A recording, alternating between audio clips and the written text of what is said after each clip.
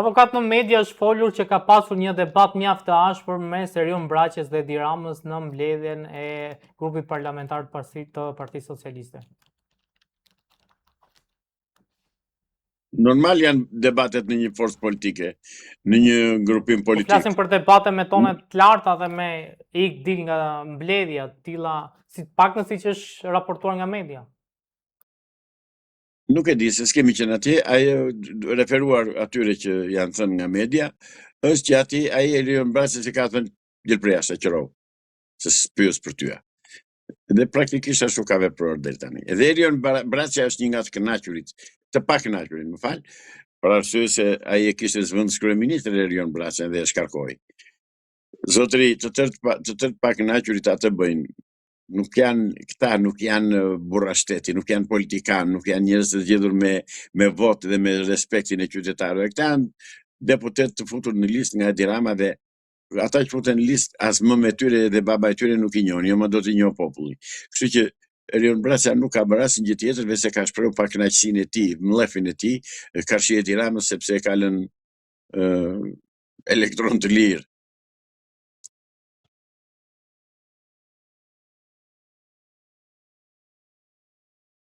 Besoni që Braçja dhe Spiro Pali mund të krijojnë ndonjë formacion që mund t'i dalë kundër Edi Ramës? As mos e shkon në përmend. Se nuk u vete njeri pas, se që të dy kanë treguar që janë interesatxhi, nuk janë politikanë.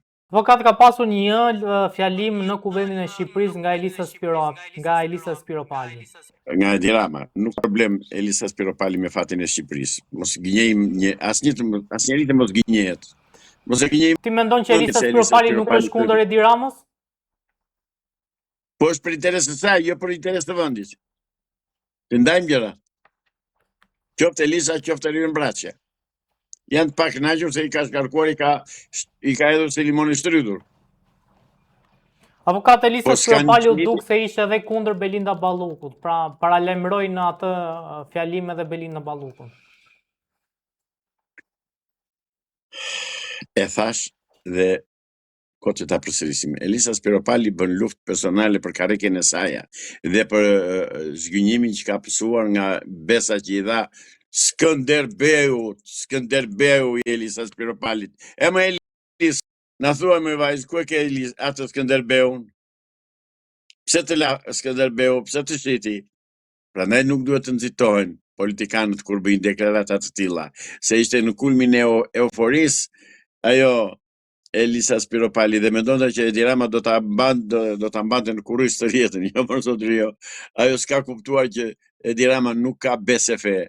Edi Rama ka vetëm interesa dhe ka dhe lidhje të ngushta me ata që e detyrojnë të rri me pahir në pushtet tani, se ai është midis dy zjarresh.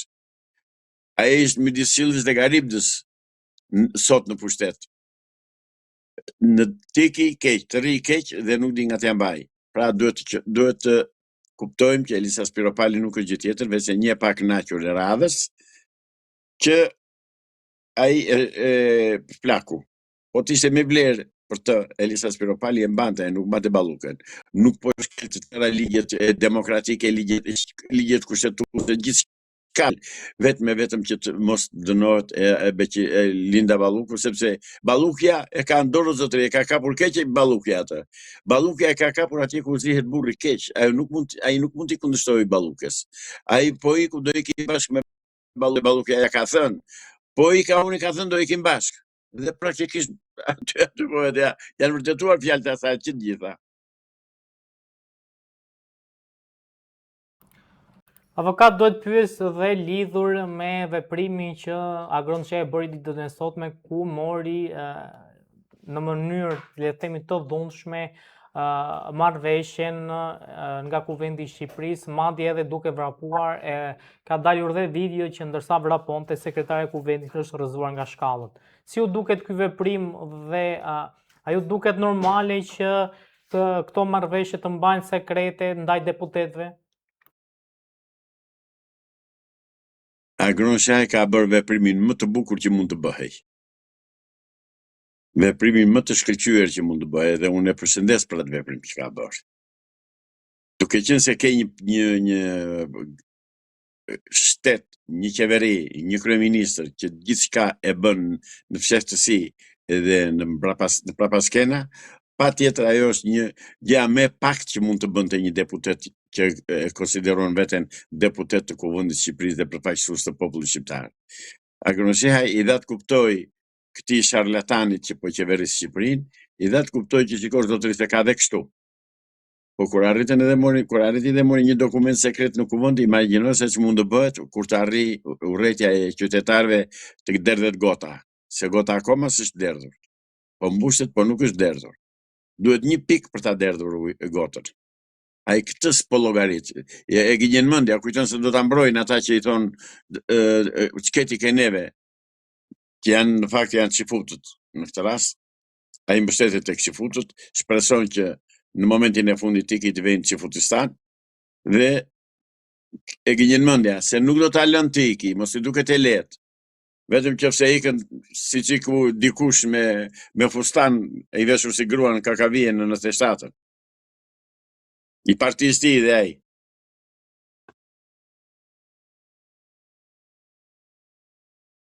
Avokat, si e keni parë veprimin e Agronshehait gjatë këtyre protestave dhe po themi angazhimin e tij në Kuvendin e Shqipërisë?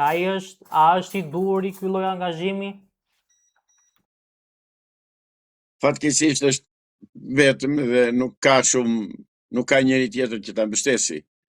Por atë që bëri Agronsheha, po të bëj në të gjithë deputetët e opozitës, që në fakt s'ka opozitë, janë të tërë të shitur e të blerë nga Salihu dhe nga Edi, patjetër që është veprim që s'ka rrugë tjetër, sepse rrugë ligjore dhe diskutim parlamentar me banditët nuk bëhet më, ka ikur ajo kohë. E keni parë arrogancën e këtij njeriu? A e keni parë? A mund të jetë kaq arrogant kryeministri i një vendi që e pretendon se e ka marrë atë pushtetin me vota? Po, zotëri, e mori pushtetin me vota, po ta quajmë të mirë qenë, e mori me 800.000 vota.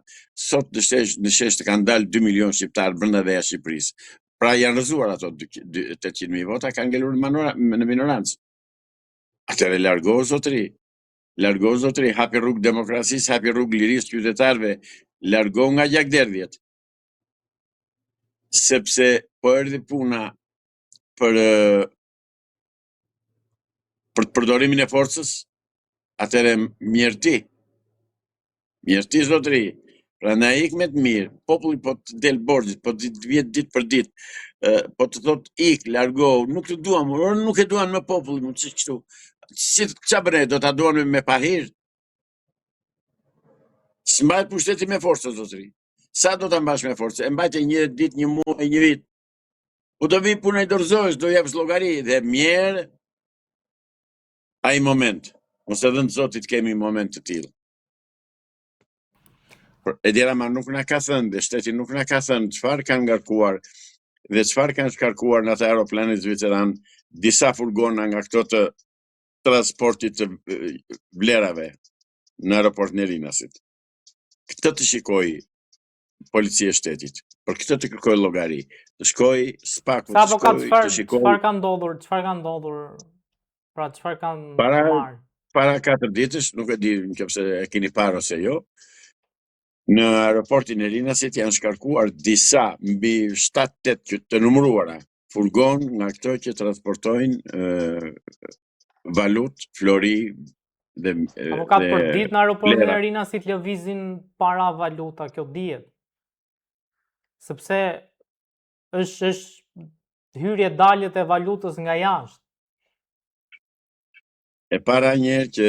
Avokat, a u morën 7 milion euro në Rinas, që u grabitën disa vite më përpara? S'ka lidhje kjo me këtë që po them unë tani. Shteti, dogana, Rinasi, duhet japi informacion ku çfarë kanë transportuar dhe ku ka shkuar destinacioni e vlerave të mëdha monetare. Dhe nuk e dim tjetër se çka. Bëhet transparencë, sepse nuk bën transparencë. Sepse Gojteli ka përfshirë dhe mua aty. Thonë që ai ka nxjerrë floririn jashtë. Ai ka nxjerrë gurë të çmuar jashtë. Ai ka nxjerrë vlera maramendëse jashtë djersën dhe pronën e këtij Avokat, populli. ti mendon që Të bëj transparencën. avokat, ti mendon që nëse ai do tenton të nxirrte Florinin jashtë, do e kishte marrë vesh Shqipëria që po e nxjerr Florinin jashtë dhe do e nxirrte Se përmes ka Arinasit? problema. Jo, Shqipëria mori vesh dhe ai thotë policisti, u do bëja të gjua unë. Okej, Dhe atë po bën. ka pasur disa akuza të forta në fakt ndaj zotit Rama, duke theksuar se ai, po themi, ka transportuar para, pra kanë të transferuar para nga Shqipëria jashtë, akuza këto të bëra nga një eurodeputet në një televizion shqiptar. Nuk ka pasur një reagim nga kryeministri Rama, megjithatë akuzat janë shumë të rënda e ndoshta është e nevojshme që të ketë edhe një sqarim lidhur me këta akuza. Besoni që do ketë një reagim për akuzat se për shpifje, le të themi, në rast se janë shpifje, zoti Rama hodhi në paditi pra ish kryeministrin e Kosovës, zotin Ramush Haradinaj. Mendoni që mund të ketë njëjtën sjellje edhe me këtë eurodeputetin? Dëgjoj, ti parasysh një gjë. Ai ishte eurodeputet gjerman. Unë ndoqja intervistën e tij, madje e kam regjistruar. Duhet kemi parasysh që është gjerman zotëri dhe gjermanët nuk bëjnë shaka, gjermanët nuk bëjnë lodra, gjermanët nuk janë karagjozi, që është ky karagjozi jonë. Dhe ato që thoni kanë të dokumentuara dhe të vërtetuara. Ky dhe të dalë të përgjinjëstroj, por nuk janë ban të dalë të përgjinjëstroj. Sepse do dalën dokumentat. Se një gjë është e garantuar që ato çka dal jashtë është regjistruar diku. Kanë dalë nga banka, kanë dalë nga banka e shtetit shqiptar apo nga bankat e nivelit 2, nuk e di çfarë ka ndodhur. Ne duam transparencë. Çfarë kanë shkarkuar këto furgona atje që ik njëri e lirov radhën tjetër derisa u mbush avioni. Pra, nuk mund të bëjë Edi Rama transparencë, harrojeni. Edi Rama nuk bën asnjë lloj transparence. Edhe sot që kishte marrë ai deputeti, ai Agronsheha që kishte marrë atë dokumentin e marrëveshjes sekrete, që ai u detyrua ta marrë në mënyrën më brutale, si thua, sepse nuk ka transparencë në asnjë vend. Gjithçka e bën me cikël të mbyllur Edi Rama. Unë i garantoj shqiptarët që ai do jap llogari dhe do ta dorëzoj pushtetin, se nuk ka nga ja mban. Ai pret që pushtetin ta dorëzoj me luftë. Ai këtë pret. Dhe unë bëj thirrje policisë shtetit, Gardës së Republikës. Garda e Republikës dhe Policia e shtetit nuk janë për të bërë luftë me qytetarë shqiptarë. Garda dhe Policia e shtetit janë për të mbrojtur popullin dhe tërësinë territoriale të Shqipërisë. I bëj thirrje forcave ushtarake që janë në Zallher të mos bëjnë gaf të dalin dhe të ngrihen në mbrojtje të këtij gangsteri, të këtij hajduti që po vjedh ditë për ditë dhe nuk jep llogari fare. Pra jemi në kushtet e një njeriu që ka uzurpuar pushtetin, zotëri, nuk e ka më votbesimin që pretendohej se e kishte pasur, që në fakt asnjëherë s'ka pasur votbesim, asnjëherë se kanë votuar shqiptarët, thjesht i kanë ndarë votat me atë banditin tjetër, me atë Sali Berishën, se bashkë kanë vjedhur, bashkë vjedhin, bashkë bëjnë të tëra pislëqet edhe krimet, kështu që ai duhet jap dorëheqjen. Mirë po ata mbajnë njëri tjetrin, janë kthyer dy parti politike, ta shqyrtuar dy parti politike, se në fakt një është Partia e Punës, janë kthyer në banda gangsterësh dhe kriminalësh dhe terrorizojnë gjithë popullin. Këtu të kenë kujdes se kur vjen puna pasaj, duhet të shikojnë se çfarë ndodhi në Nepal kur urrëtia arriti kulmin. Këtë duhet shikojnë dhe këtë duhet llogarisin, se sido që të jetë puna shqiptarët nuk e falin pafundësisht. Ai duhet iki.